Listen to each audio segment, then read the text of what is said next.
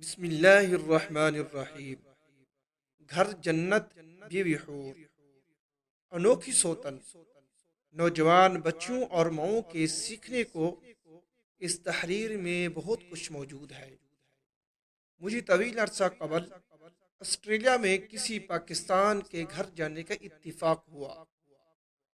وہ صاحب تعمیرات کے شعبے سے تعلق رکھتے تھے، عام سے کم تعلیم یافتہ انسان تھے، دو شادیاں کر رکھی تھیں، ایک بیوی پاکستانی تھی اور دوسری مراکش سے تعلق رکھتی تھی۔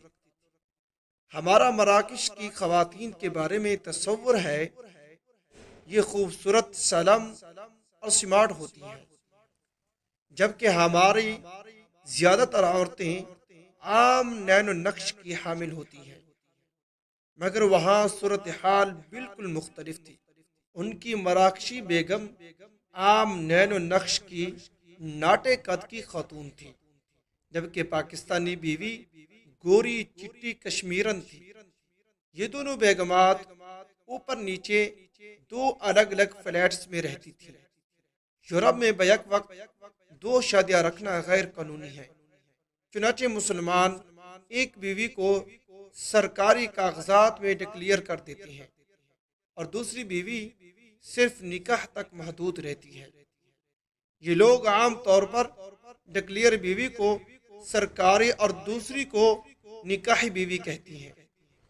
ان صاحب نے بھی اسی قسم کا ارینجمنٹ کر رکھا تھا۔ پاکستانی بیگم سرکاری تھی، جبکہ مراکشی بیوی نکاحی تھی۔ یہ کہانی یہاں تک عام تھی۔ یورپ میں ایسے سینکڑوں لوگ موجود ہیں اور ان کی داستان تقریباً ایک دوسرے سے ملتی جلتی ہے۔ اصل کہانی اس سے آگے آئے گی۔ میں اس خاندان میں چند چیزیں دیکھ کر حیران رہ گیا۔ خاندان میں مراکشی بیوی کو مرکزی حیثیت حاصل تھی، وہ پورے خاندان کی سربراہ تھی۔ وہ صاحب، ان کی پاکستانی بیگم اور بچے سب مراکشی خاتون کی بے انتہا عزت کرتے تھے۔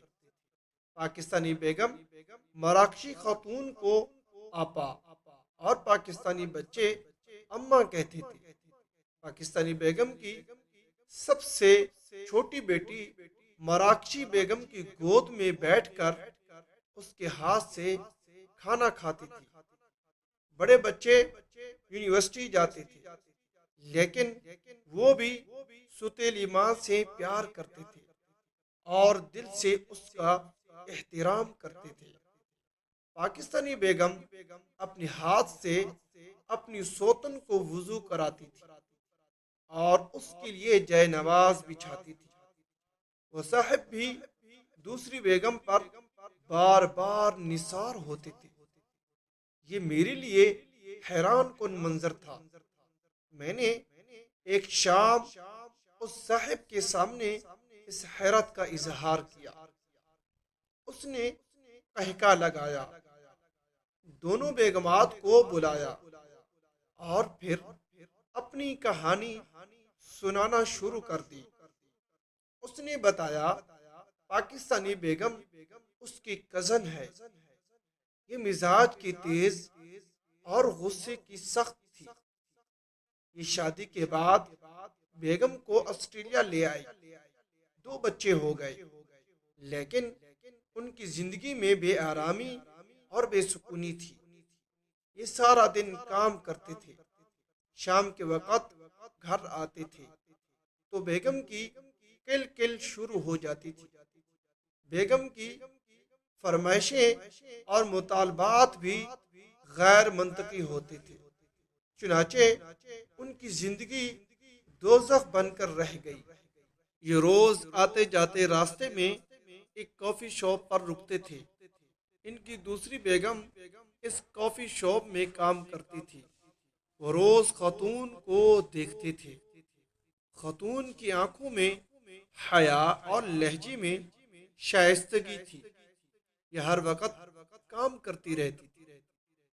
کافی شاپ میں اگر کوئی گاہک نہیں ہوتا تھا تو وہ کرسیاں اور میزیں صاف کرنا شروع کر دیتی تھی یا کاؤنٹر اور کچن کا سینے رگڑنے لگتی تھی اور یہ اکثر اوقات سیڑھی لگا کر کافی شاپ کا بورڈ صاف کرنے لگتی تھی۔ میں نے کبھی اس عورت کو کرسی پر بیٹھے نہیں دیکھا تھا۔ میں اس کی انتھک محنت سے بہت متاثر ہوا۔ میں یہ دیکھ کر بھی حیران رہ گیا۔ اس خاتون نے 3 سال قبل یہ نوکری شروع کی اور یہ آخر تک اس شاپ کے ساتھ چپکی رہی۔ اس دوران درجنوں ملازمین آئے اور چلے گئے۔ کافی شاپ کے 2 ملکان بھی بدل گئے، لیکن خاتون نے نوکری تبدیل نہ کی۔ یہ معمولی معاوضے پر 5 لوگوں کا کام اکیلی کرتی رہی۔ صاحب کو آہستہ آہستہ خاتون میں دلچسپی پیدا ہو گئی۔ خاتون بھی ان میں دلچسپی لینے لگی۔ یہ سلسلہ چلتا رہا یہاں تک کہ دونوں نے شادی کا فیصلہ کر لیا۔ خاتون نے شادی سے قبل 2 عجیب و غریب شرطیں رکھ دیں۔ اس کی پہلی شرط تھی میں تمہاری پہلی بیگم اور بچوں کے ساتھ رہوں گی، اور دوسری شرط تھی میں ملازمت نہیں کروں گی، میں گھر سنبھالوں گی۔ وہ صاحب ڈرتے ڈرتے دونوں شرطیں مان گئے۔ نکاح ہوا اور وہ صاحب دوسری بیوی کو لے کر گھر آ گئے۔ پہلی بیوی نے آسمان سر پر اٹھا لیا، لیکن یہ صرف ایک دن کا وویلہ تھا۔ خاتون نے اگلے دن پہلی بیگم کو 50% اپنے ہاتھ میں لے لیا اور یہ دونوں ہفتے میں بہنیں بن گئیں۔ وقت گزرتا چلا گیا۔ مراکشی بیگم سلیقہ مند تھی، محنتی تھی، محبت سے لباب بھری ہوئی تھی، انتھک تھی، وسیع دل کی مالک تھی اور یہ بے لوث تھی۔ چنانچہ اس نے خدمت، محبت اور سادگی سے پورے گھرانے کا دل مو لیا۔ یہ پورے خاندان کا مرکز بن گئی۔ وہ صاحب، ان کے بچے اور ان کی دونوں بیگمات بہت خوش تھے۔ صاحب خانہ نے دوسری شادی کے بعد بے انتہا ترقی بھی کی۔ یوں وہ ہر لحاظ سے شاندار، مسرور اور دلچسپ خاندان تھا۔ میں نے کہانی کے آخر میں مراکشی بیگم سے پوچھا، آپ نے کیا جادو کیا؟ یہ انہونی ہوئی کیسے؟ خاتون نے بتایا، مراکش میں بزرگ خواتین اپنی پوتیوں اور نواسیوں کو دعا دیتی ہیں، جا اللہ تعالیٰ تمہیں فرشتہ دے۔ اس کا مطلب ہوتا ہے تمہاری شادی کسی فرشتہ صفت انسان سے ہو۔ میری دادی بھی مجھے یہ دعا دیا کرتی تھی۔ میں نے ایک دن اپنی دادی سے پوچھا، اماں مجھے فرشتہ ملے گا کیسے؟ تو میری دادی نے جواب دیا، تمہاری شادی جس سے بھی ہو تم اس کے گھر کو جنت بنا دینا۔ وہ شخص شیطان بھی ہوا کہ وہ فرشتہ بن جائے گا۔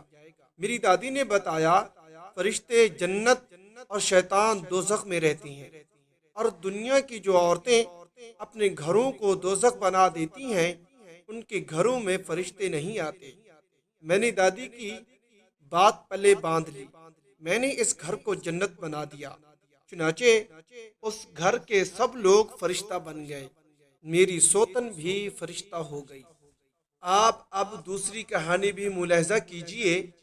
میں لاہور کے ایک صاحب کو جانتا ہوں۔ یہ بدصورتی میں مجھ سے بھی چند ہاتھ آگے ہیں۔ کالا رنگ، منہ پر چچک کے داغ، چھوٹا سا قد اور کمر پر کپ، یہ چاروں طرف سے بدصورت ہے۔ یہ امیر بھی نہیں ہے، بمشکل گزارا ہوتا ہے، تعلیم بھی زیادہ نہیں ہے، لیکن ان کی بیگم بے انتہا خوبصورت، نفیس اور اعلیٰ تعلیم یافتہ ہے۔ یہ میڈیکل ڈاکٹر ہیں۔ یہ اپنی خاوند سے بے انتہا محبت کرتی ہیں۔ یہ اس کا بچوں کی طرح خیال بھی رکھتی ہیں۔ میں اس عجیب و غریب کمبینیشن پر حیران تھا۔ میں نے ایک دن اس صاحب سے بھی نسخہ کیمیا پوچھ لیا۔ یہ مجھے سیدھا اپنی بیگم کے پاس لے گیا اور میرا سوال اس کے سامنے رکھ دیا۔ بیگم نے کہکا لگایا اور بولی، عورت کو مرد سے 3 چیزیں درکار ہوتی ہیں: پیار، محبت اور عزت، اور یہ شخص ان تینوں میں کمال ہے۔ مجھے انہوں نے جتنی کیئر، محبت اور عزت دی وہ مجھے میرے بھائیوں، میری ماں اور میرے والد سے بھی نہیں ملی۔ چنانچہ میں ہر وقت ان پر نثار ہوتی رہتی ہوں۔ میں نے حیرت سے اس صاحب کو دیکھا اور ان سے پوچھا، آپ نے یہ نسخہ کہاں سے سیکھا؟ یہ مسکرائے اور بولے، دنیا کا ہر مرد حور کو اپنی بیوی دیکھنا چاہتا ہے، لیکن وہ یہ بھول جاتا ہے حوریں شیطان کو نہیں ملتی، انسانوں کو ملتی ہیں۔ آپ خود کو انسان بنا لیں، آپ کو دنیا میں بھی حوریں مل جائیں گی، اور آپ آسمانوں پر بھی حوروں کے درمیان رہیں گے۔ یہ خاموش ہو گیا۔ میں نے اس سے پوچھا، اور انسان کون ہوتے ہیں؟ اس نے کہکا لگا کر جواب دیا، فرشتے اللہ تعالیٰ کے مقدس ترین مخلوق ہیں، لیکن اللہ تعالیٰ نے اس مقدس ترین مخلوق سے انسان کو سجدہ کرایا۔ کیونکہ انسان کے پاس انسانیت کا جوہر تھا، اور یہ وہ جوہر ہے جس سے فرشتے محروم ہیں۔ ہم انسان اگر زندگی میں ایک بار انسان بن جائیں تو ہمیں حوریں بھی مل جائیں اور ہمیں فرشتے بھی دوبارہ سجدے کریں۔ میں نے اپنی وجود میں چھپی انسانیت کو جگا لیا تھا۔ میں نے انسان بننے کا عمل شروع کر دیا تھا۔ چنانچہ اللہ تعالیٰ نے میرا گھر اس حور کی روشنی سے بھر دیا۔ میں چیلنج کرتا ہوں، دنیا کا کوئی شخص اپنے اندر موجود انسانیت جگا کر دیکھے، اس کی بیوی خواہ کتنی ہی بڑی، ان پڑھ یا بدصورت ہوگی، وہ حور بن جائے گی اور اس کا گھر روشنی سے بھر دے گی۔ خوش رہیں، خوشیاں بانٹیں۔ اگر یہ ہماری ویڈیو اچھی لگے اس کو لائک، چینل کو سبسکرائب، ساتھ دے گئے بیل آئیکن کے بٹن کو ضرور کلک کریں۔ جزاک اللہ خیرا و احسن۔